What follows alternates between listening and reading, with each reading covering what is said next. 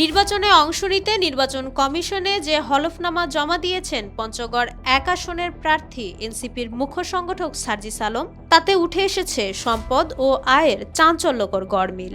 সবচেয়ে বেশি আলোচনা হচ্ছে হলফনামা ও আয়কর রিটার্নে আয়ের তথ্যের ব্যাপক ফারাক নিয়ে।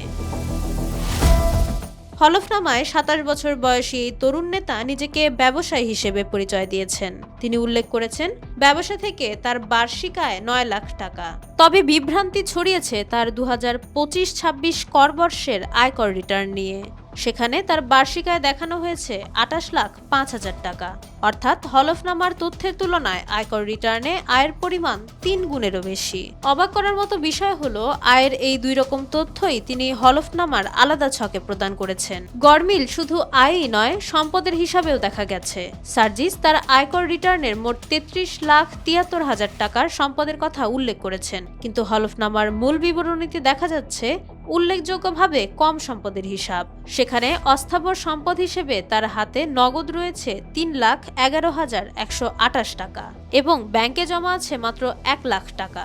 এর বাইরে ৭৫,০০০ টাকার ইলেকট্রনিক পণ্য ও ৭৫,০০০ টাকার আসবাবপত্র থাকলেও তার কোনো স্বর্ণালংকার নেই বলে জানানো হয়েছে।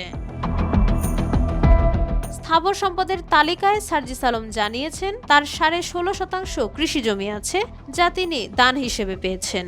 জমিটির অর্জনকালীন মূল্য মাত্র ৭,৫০০ টাকা হলেও বর্তমানে এর আনুমানিক বাজার মূল্য প্রায় ৫ লাখ টাকা। সব মিলিয়ে স্থাবর ও অস্থাবর সম্পত্তির হিসাবে সার্জিস আলম বর্তমানে ১০ লাখ টাকার মালিক।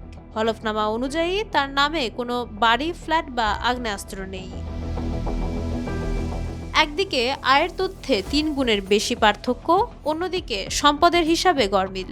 সার্জিস আলমের এমন হলফনামা এখন নির্বাচনী মাঠে আলোচনার নতুন খোরাক যোগাচ্ছে।